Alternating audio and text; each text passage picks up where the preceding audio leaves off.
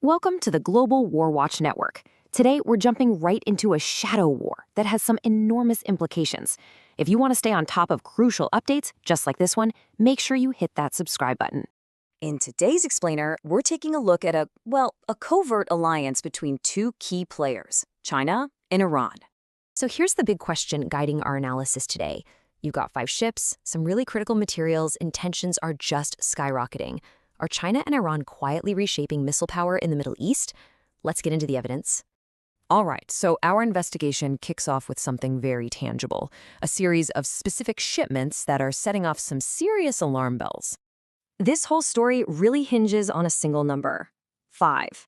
Intelligence has identified 5 specific shipments moving from China to Iran, and what's in that cargo is the primary cause for concern. The cargo is a chemical called sodium perchlorate, sent from China directly to Iran. And get this, the vessels being used are owned by the Islamic Republic of Iran Shipping Line Group, or IRSL, a firm that's already under U.S. sanctions.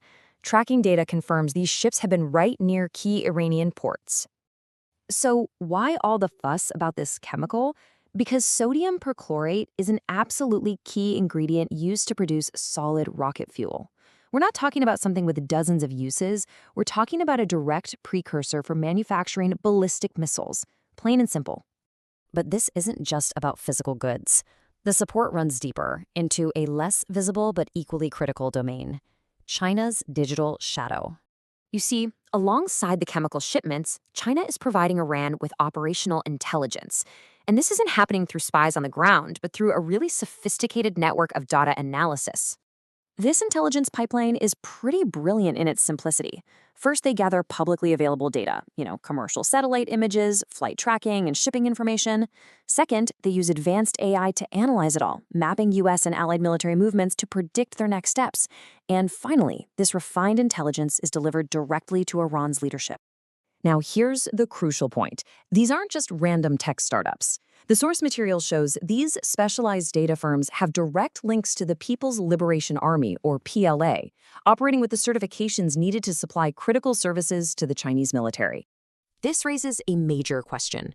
Why? Why would Beijing take on this level of risk? Let's look at what the analysis suggests about their motives. So why is China risking international backlash to aid Iran? The reasoning appears to be multi-layered. Experts point to 3 potential motivations.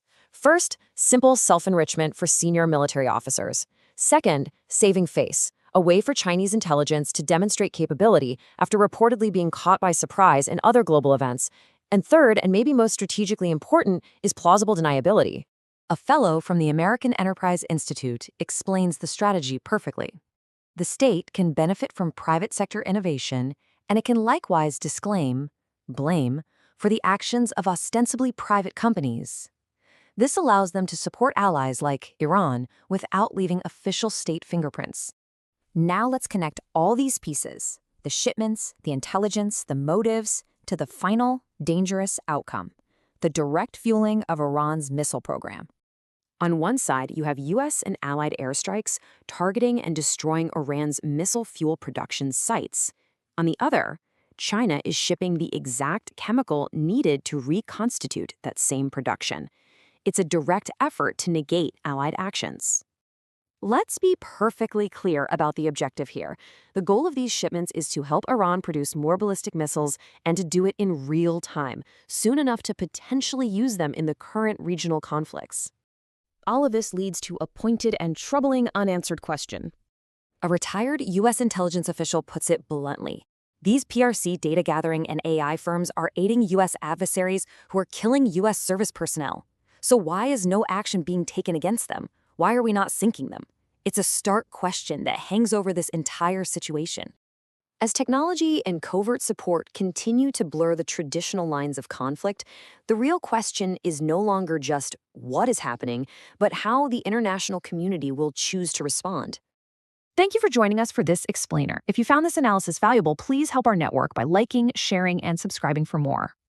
We want to hear from you. Share your thoughts on the situation in the comments below, and join the conversation on our social media channels. You can find all the links in the description.